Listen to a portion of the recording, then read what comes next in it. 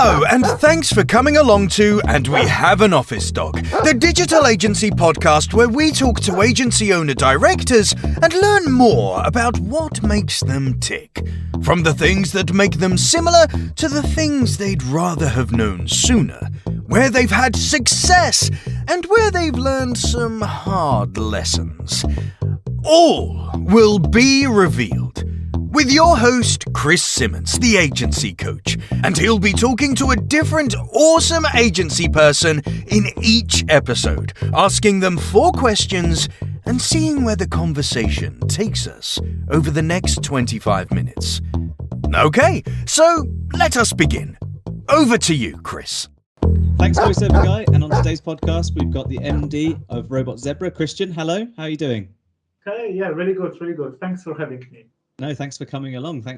So first and foremost, tell us, before you tell us anything about the agency, where did the name Robot Zebra come from? Where was the decision there? So really it comes from the experience of working for agencies that have really funny names. When you think about the market leaders, you need something special to stand out. And after hearing agencies like Screaming Frog, Leapfrog, Razorfish, Greenlight, Jellyfish, they all have really standout names, very often related to animals. And I thought to myself, okay, what am I doing here? I'm not going to call ourselves Zebra Agency because that's just going to be boring. And then I thought to myself, no one else came up with the idea of a robot zebra. And in agencies nowadays, we need to automate. So I thought to myself, that's the robot part, because we need to automate more, but we need to remain creative as we automate. And that's the zebra part. Fantastic. Right. So now this is your perfect opportunity. On the off chance there's a potential customer listening, or a potential new member of staff, or a competitor who's really interested. What do you do best? What's the agency known for? Give us a plug. 100%. So we're primarily performance-focused SEO agency, and we really want to focus on the sustainability business while doing this. So the long-term vision for the agency is one day we just work with sustainability businesses trying to save this planet. Currently, just growing the processes, improving everything, growing the team, growing the client base, and surviving in this climate. So yeah, keeping the life jacket on, but hoping that you can actually help the world a little bit more every single new client, hopefully. That's the plan. Every single team member. So we also on a scheme where we contribute a lot of time pro bono to different charities and non-profit organizations with the planet focus.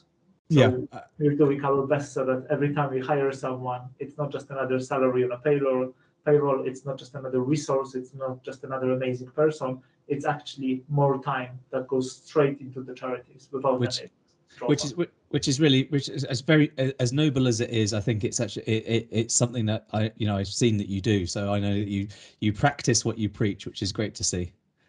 That's our aim, right? We don't want to talk the talk. So you were a good few years ago when we first met. You were a fantastic freelancer, and I know that obviously you're running an agency now. So what do you think has been one of the biggest successes in that journey from freelance through to running Robot Zebra? One of the biggest fears I had at the start was I will not be able to maintain the quality of the results as I transfer some of the clients to the agency model as opposed to the freelance model. And don't get me wrong, I'm still heavily involved in every single aspect of the business. For the foreseeable future, I will be. But ultimately, that was the biggest fear. What's going to happen if I start to hire people and I cannot transfer my thinking and my processes and the school of thought that I've been utilizing to generate results to new team members, especially as we often try to hire as much of a young force that we can mold ourselves. And so, that was the biggest challenge, and I think that was the biggest victory and the biggest result is throughout the transition period. I think maybe we lost one client, maybe. You might have lost that one client anyway. Who knows? But that's fantastic. The two models are so different but similar enough that you can make the change. But I can see where some problems would come in because of the way you have to run it, other people being involved, other creativity, and one thing I personally found really hard, and sorry if you're listening and I used to employ you, but it's really hard to get what you need out of your own head, expect someone to deliver it the way you think that you've explained it, and then somehow be able to not show any kind of frustration or anything in your feedback if it's not quite how you envisaged. And learning how to deliver both delegation and feedback is a key part of running an agency, isn't it? Absolutely, and don't get me wrong, it all looks like sunshine and flowers from my side. I'm sure it looks completely different to the team members. As lovely and forgiving and patient and talented they are, yeah, it's I'm a pain to work with, and I know it. I demand what I demand from myself from everyone else, right? Just pure perfection most of the time, anyway. And I think if you start with the good level of honesty in a team, that works quite well. And if people understand I can be creative, but I have these boundaries, it can also work quite well as at the same time.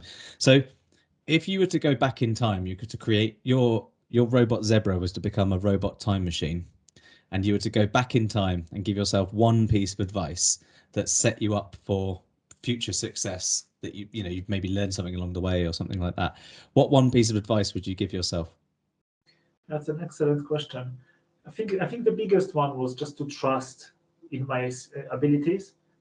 When I was working back in the agencies, it took me a very long time to go onto the freelancing, and then when I started to freelance, it took me a very long time to go to the agency side. So probably 10 years of working in agencies, and then 5, maybe 3, 4, 5 years to turn from agency side again into freelancing, and now from freelancing to an agency, right? It took a very long time, and each of those stages, I think some people make those leaps a lot faster. They pick up a CEO, suddenly they're already freelancing, and suddenly before you know it, they employ a person. I think I've been in this industry for 15, 16 years now, and throughout this time, I only made the agency leap in September 2020. So a year and a half ago. So it took me like 13 years of doing this, or 14 years of doing this, to have enough confidence to employ someone. So I think it's a long time. So you've gone back in time, and your advice would be more confident, or? Yeah, I think just make it leaps faster and not be afraid to fail so much. I really always wanted to have a really good base, really a lot of confidence in my ability to perform every function within a business, as opposed to just going and doing it earlier. I think it's important at these times when we don't know what's going to happen outside the window any day now. So it's important to make our decisions faster.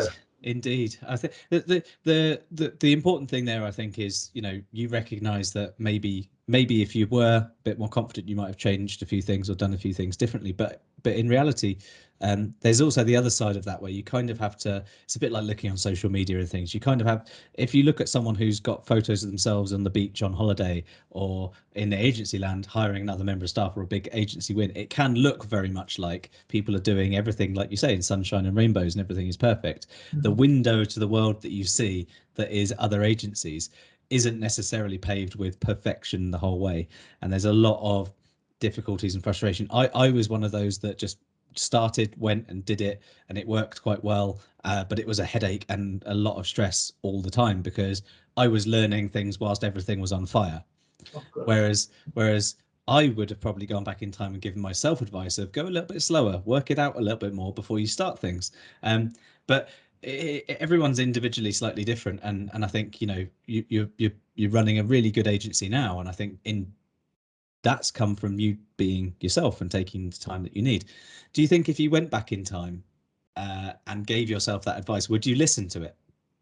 Probably not. That's the problem with being at the time. You just do whatever you think is best for you, right?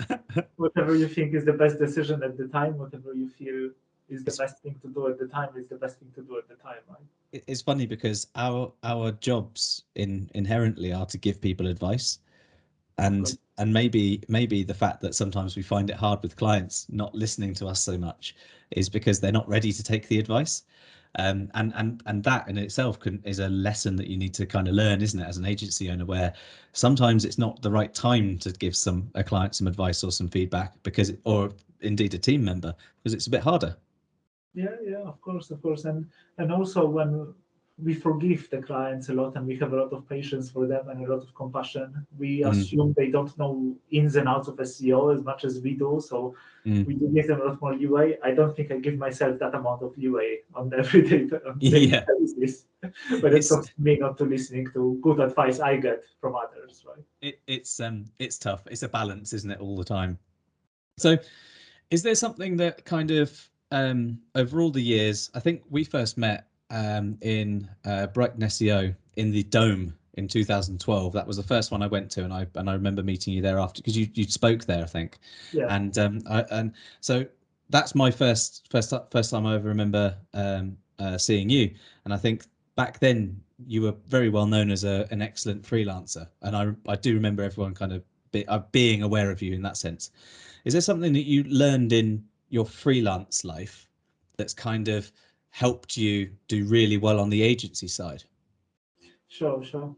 I think number one thing, I was very fortunate to work in every scenario, like in every traditional setting. So freelance, agency side, client side. Mm. And so because of that, you pick up a really good 360 view, right? Yeah. And so from the freelance side, you learn things like your own time management. You really quickly learn to deliver promises, right? If you promise something, you're going to do it. There is no, Yep. you cannot pass the blame to anyone else. Your accountability, you just get taught it really quickly as a freelancer. You do work on the results, truly on the results. Again, you may hire different agencies, work with different agencies. Everyone says they're performance based, but when it comes to actually setting the KPIs and keeping them or helping you figure out your KPIs, they very often give you a box standard rankings report and tell you everything's looking great because numbers are green, right? You've got a green arrow pointing up, and There is the green arrow pointing up. more green than red. What else are you paying for? Conditional formatting on a spreadsheet export from someone. Yeah. So at the end of the day, as a freelancer, you really learn to deliver on a certain business, because every business is your lifeline. It's living or dying, right? It's you making it or not making it.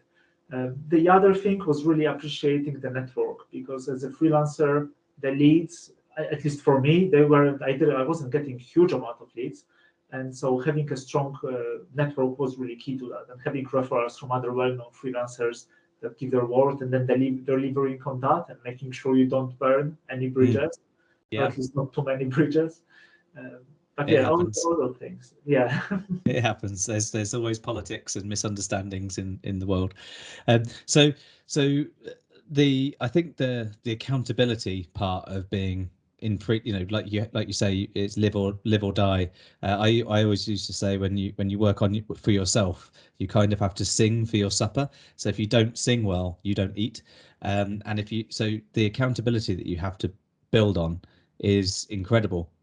And quite a lot of agency life is built around accountability as well, isn't it? Because you've got staff who you want them to be creative and do the right job, but they also need to understand where the accountability line is between things I have to do and the way I have to do them, and I am accountable for the delivery of thing, whatever it might be. And getting the accountability right in an agency is quite hard, because quite a lot of people don't like accountability for obvious reasons. It's nicer to be able to hide and run away. But having decent levels of accountability in an agency, especially as as you grow, it's fantastic, because you see people who know the boundaries, know where they can deliver and where they have to ask for support or do their thing in the way that they know best. And it helps you focus on what the business needs, which is growth. You need to focus on sales, marketing, and the finance bit. Let the team do the delivery and know that they're accountable for it. And I guess over time, all of that accountability you learn being a freelancer is massive when it comes to delivering in an agency. Yeah, absolutely. You learn a lot through working with the clients, through having the bi-weekly catch-ups or whatever, or however often or more often than that. What I still find, it's really important to achieve the ultimate level of understanding with everyone. Usually when accountability breaks down, I found, it's because someone generally didn't know it was their task.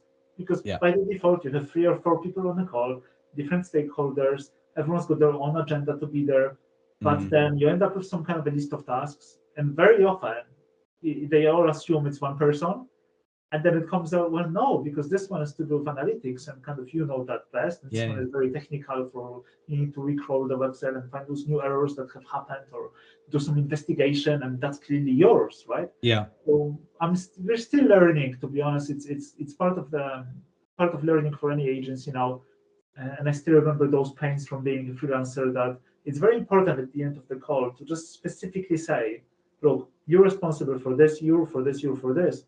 But this is your project, and the account manager or the account strategist or the account holder is ultimately responsible for making sure that those other guys also, or those other girls, they also work and do their bit, right? So make sure to distribute that, right? And it's not just one person, it's always a joint thing, right? But so the one person knows that it's maybe more half of the responsibility, the bigger half is theirs, right? Yeah. So the thing with responsibility versus accountability is that, you know, you can have many people responsible for many tasks, but someone somewhere needs to be accountable for either putting all of this together and sending it to the client, or making sure that it all gets done. And if you've got people who miss something, they think, oh, that must be for someone else, then the whole system breaks down quite quickly. And much like SEO, running an agency is just an iterative process. You learn as you go, and you have to redevelop and redeploy and rechange things and learn as you're going, and it's never done. It's really never done. You know that saying where, what do they say? It's not the destination, it's the journey, and all those sorts of things. Yes. SEO, running an SEO agency and any digital agency really is a journey.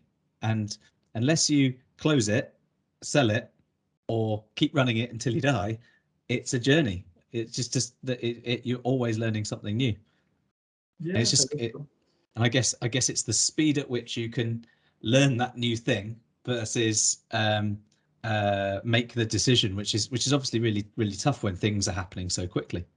Yeah, it's also managing expectations. So we still find that you have almost two sides to this, right? You've got the expectations within your team on how often the internal processes will be changed and how often they should expect change within the business. Yeah. So you can drop one big bump on them once a month and give them a whole lot of changes, and then everyone will be maybe a bit confused. Or you can do it once a week.